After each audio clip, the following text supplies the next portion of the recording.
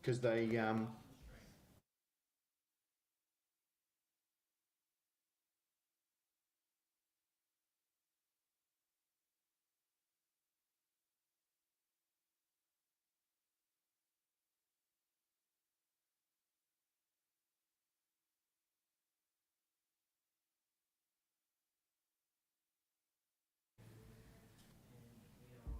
I'll catch you and we'll have this conversation a bit longer, Dale, because it's looking bad.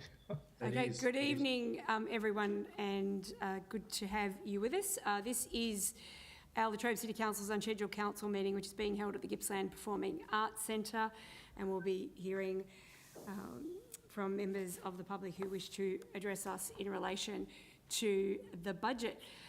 Tonight we have some of our councillors joining us in person and some of our guests who will join us in person and others who will be joining us virtually. It's my pleasure to welcome Deputy Mayor Dan Clancy, Councillor Dale Harriman, Councillor Brad Law, Councillor Tracy Lund and Councillor Graham Middlemiss, and also our CEO Steve Piacenti, who is with us, our exec team and our team who ensure that we have everything available to us for the meetings themselves. I will now move on to our recognition of traditional owners, and I acknowledge that we are meeting here today on the traditional lands of the Brackalung people of the Gunno-Kurnai Nation, and I pay my respects to the elders past and present. Also acknowledge those emerging elders, and if there are any elders who are with us this evening, I would also like to acknowledge you. We move on to the opportunity for reflection, as noted in the agenda as the prayer.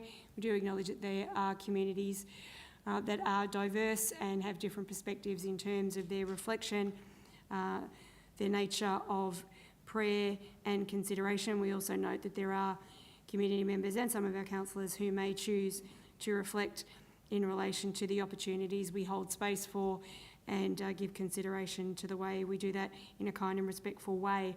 So on that basis, I will allow an opportunity for our councillors to take a moment of reflection.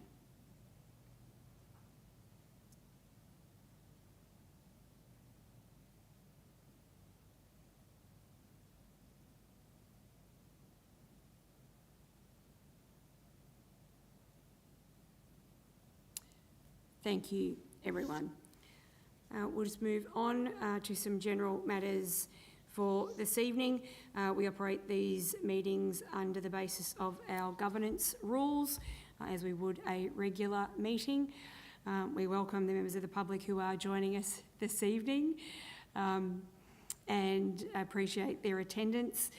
These meetings are conducted in a way that considers the appropriate protocols in relation to the meeting, and we extend a courtesy to those participating and also ensure that we conduct these matters with a level of respect and consideration, and we hold a safe space for consideration of opportunities for everyone to be able to participate. Just a reminder to the councillors and any members of the public speaking tonight, if you could speak directly into the microphones. We do have members online who are joining us and some who are watching remotely. It'll just make it a little easier for them to hear us as well. We don't have any leave of absence requests for tonight, but we do have apologies from councillors Gibson, Howe and Ferguson, and we have noted those accordingly. I now offer the opportunity for any of our councillors or team members who would like to declare any level of interest. You have the opportunity to do so, and it relates to any matters that we're hearing tonight. Not aware of any of those, so we'll continue to move through. And the next item on this agenda, which is fundamentally the purpose for which we are here this evening, members of the public who would like to make a submission in regard to our draft budget submission have the opportunity to speak to us at this point. They're given the opportunity to speak to us for 3 minutes, and speakers are encouraged to take that opportunity to be direct in those matters that they have that they want to highlight for the councillors. We do have the submissions available to us, so we've had the opportunity to look to those, and the councillors are not able to enter into debate or make commentary in relation to matters raised by the speakers, but given the number of speakers that we do have and the usual meeting practice, it would be appropriate for councillors to be able to ask questions, if they so wish, of our speakers this evening. The two members of the public who've registered to speak on item 6.1, the draft 2023-24 budget, hearing of submissions at tonight's meeting. The first speaker, who is in person with us this evening, is Alan McFarlane, and Alan is the president of the Mall Historical Society. Alan, if you'd like to make your way up to the lectern, and we look forward to hearing from you this evening. Thank you.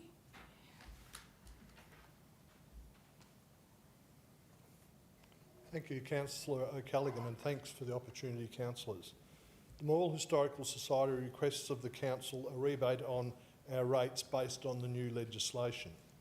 As you are aware, the Local Government Act was amended late last year, effective from the 30th of June 2023, to include that council may grant a rebate or concession in relation to any rate or charge if the land in relation to which the rate or charge applies is being used for public benefit, and that land is being used for the direct provision of goods and services to the public or a substantial portion of the public, free of charge or for a nominal charge. Up until this time, there were no opportunities for consideration of such a rebate.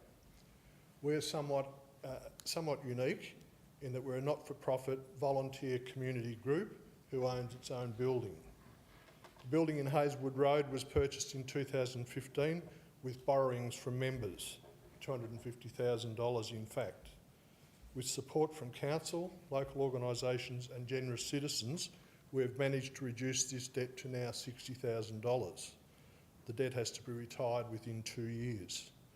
Rate relief will go somewhere towards us making ends meet. We've been fortunate to receive grants from council, the Latrobe Valley Authority and more recently the federal and state governments for a new kitchen, which has all improved our buildings. We have not, however, been able to secure any grant funding to pay off our debt. Sponsorship and fundraising supports our operations and building maintenance costs. The Society is providing a public benefit to the community and is offering a service broadly to the community. Our building is a community building. If the Mall Historical Society was wound up, our assets would become a community asset. That's fairly brief. You have my formal request. I therefore seek council's consideration of a rate rebate. Thank you, Madam Mayor. Thank you, Alan. Councillors, does anyone have any questions for Alan? Councillor Clancy. Alan, you know anywhere else in the state who's enacted this since the new Act came in 2020? No, I'm not aware of that at all. Thanks, Councillor Clancy. Councillors, any further questions for Alan at this point?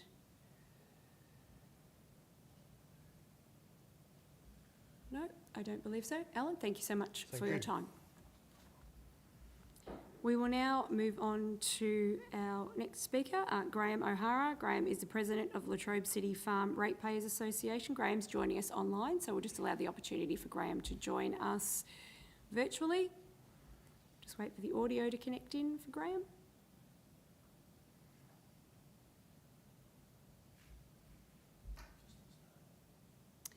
Oh, there is.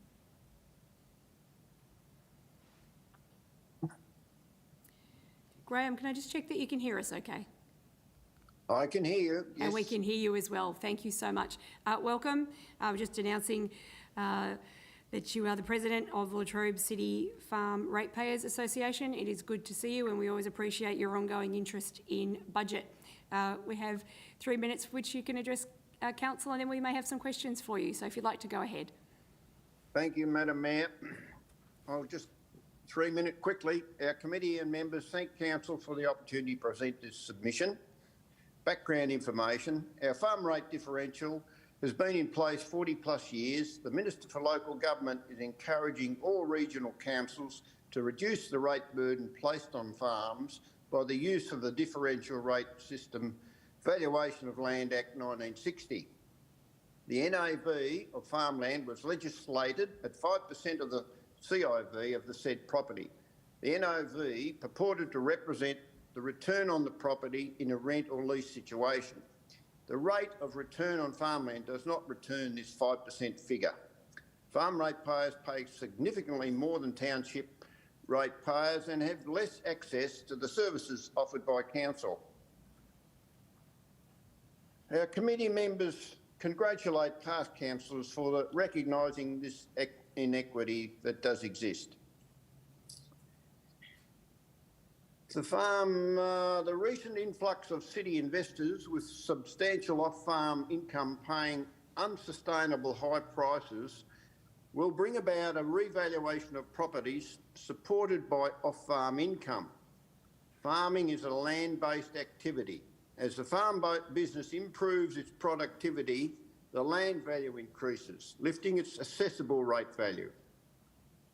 Our association supports council to maximise the municipal charge, as we view that as an equal contribution by all ratepayers. Comments of concern.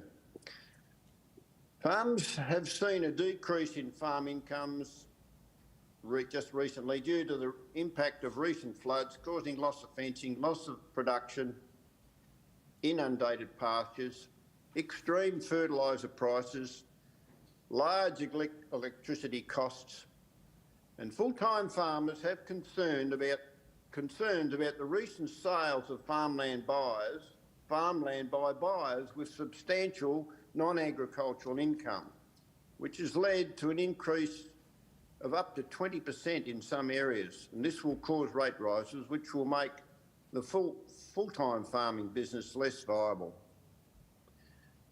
Zoning changes. Zoning changes require careful planning. Rating should continue for farm, this is an example, for farm zones 1, if their zoning is moved to rural living, and that should continue until such time as the owner submits a plan of subdivision within its rezone category. Valuers are able to introduce the potential rate, thus rendering the farm property unviable due to the increased rate burden. In conclusion, the farm rate differential is a tool provided by a local government act to assist in the setting of an equitable rate. Farm businesses are logistically low users of council services, but they contribute substantially to both the Latrobe City economy and rate revenue. Agricultural production within Latrobe City is a large contributor for the growing Gippsland food bowl. The seasons have changed dramatically, with drought turning into flood, rains causing inundation to farmland and the costs involved in refencing and debris review. Thank you very much, Madam Mayor. Thank you, Graham. I'll just see if anyone has any questions for you. Councillors, any questions for Graham? No, very good. And Graham, we do always appreciate you coming and speaking to us at budget, and we appreciate the work you undertake in our community. Thank you so much, Graham. They are all of our speakers for this evening, and we do appreciate the time taken by our two speakers to come and engage with us this evening. That brings us to the formal consideration of item 6.1, the draft 2022-23 budget hearing of submissions. It commences on page 5 of the agenda. Councillors, do I have a motion? Yep, so Councillor Clancy, Councillor Lund moving. Councillor Clancy is seconding. Is there any opposition, councillors? Sorry, Councillor Harriman. No, all good, Madam All Mayor. good? Got to move it. No worries, wasn't any opposition there, no problem at all. Did anyone wish to speak? Councillor Lund. Oh, thank you, Madam Mayor. I'd just like to thank everyone who took the time to review and consider and provide feedback through the budget process. The feedback is vital. It's a vital part of the process. It informs our understanding of community aspirations, and it also allows us to, I guess, put a lens to what community might like to see in the budget going forward. While we know not everything that has been suggested will happen, it's really good for us to be informed. So thank you to everybody that contributed. Thank you so much, Councillor Lund. Councillor Clancy, to speak or reserve? Only to reiterate what Councillor Lund has said, the 44 submitters that have put into the budget, we do thank you for your time. We do read the submissions and take those under consideration. as a reminder to our community, when we opened up the budget, certainly this year was open in May. It's out for public exhibition until early last week, and then we hear ideas, and then we will bring that budget back on the 5th of June to formally adopt it. This isn't the only period of time throughout the year that people are able to make submissions to us. So for those people who have made submissions around, infrastructure that might be within their area or things that they think council should be spending their money on, councillors are open to that discussion throughout the 12 months. And if you wanted to advocate for your particular project or your sporting club or your street, footpath or whatever that you're thinking about, get in early and speak to your councillors so we can put that on our list. But thank you to everyone who has put a submission in. It's a really important part of the process, as Councillor Lunn's already highlighted, so thank you. Thank you, Councillor Clancy. Councillors, would anyone else like to speak?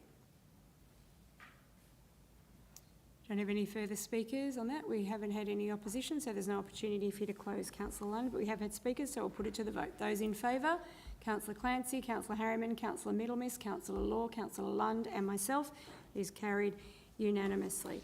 Thank you so much for that, councillors. That formally concludes the nature of the business that we need to consider for this evening. A short meeting, but we have had the opportunity to consider all of those written submissions, as Councillor Clancy alluded to, so there has been some additional information. Thank you to the community members who've been joining us on the live stream, and to those who are present with us this evening. Thank you for coming along to join with us. Thank you to tonight's speakers, and we're grateful for your participation in this process as well. On that note, we'll bid you good night, and we'll see you at the next of our council meetings. Thank you so much, everyone. Good night.